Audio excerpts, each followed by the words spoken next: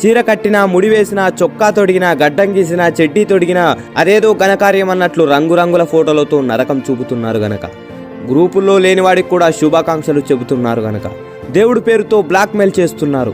మా బామ్మర్దికి, సడ్డకుడికి, మేనల్లుడికి, మరదలు ప్రియుడికి, ప్రియురాలికి, మొగుడికి శుభాకాంక్షలు చెప్పండని బిచ్చం అడుక్కుంటున్నారు గనక, కళ్ళు తాగిన ఫోటోలు, ఒళ్ళు కడుక్కునే ఫోటోలు, నల్లులు చంపిన ఫోటోలు, పిల్లితో దిగిన ఫోటోలు. ఏం పోస్టులు రా బాబివి. వాట్సాప్ గొప్ప సాంకేతిక విప్లవం. సద్వినియోగం చేయండి, చైతన్యం పెంచండి. మీరే కేటగిరీ వ్యక్తులో మీరే నిర్ణయించుకోండి. 4 సూత్రాలను ఖచ్చితంగా పాటిస్తే గ్రూప్ విలువ పెరుగుతుంది.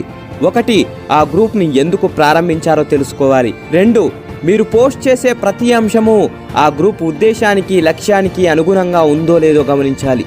3, అనవసరమైన వ్యర్థ చర్చలు జరపకుండా ఉండాలి. ఎవరి అభిప్రాయంతోనైనా విభేదిస్తే వారితో వ్యక్తిగతంగా చర్చించాలి. 4, అందరికీ ఉపయోగపడే అంశాలనే పోస్ట్ చేయండి. అందువల్ల మీ స్థాయి అందరిలో ఉన్నతంగా ఉంటుంది. చిన్నపిల్లలాగా వీడియోలు, గుడ్ మార్నింగ్లు, గుడ్ నైట్లు, సండేలు, మండేలు వద్దు. కొద్దిగా ఆలోచించండి. జై హింద్.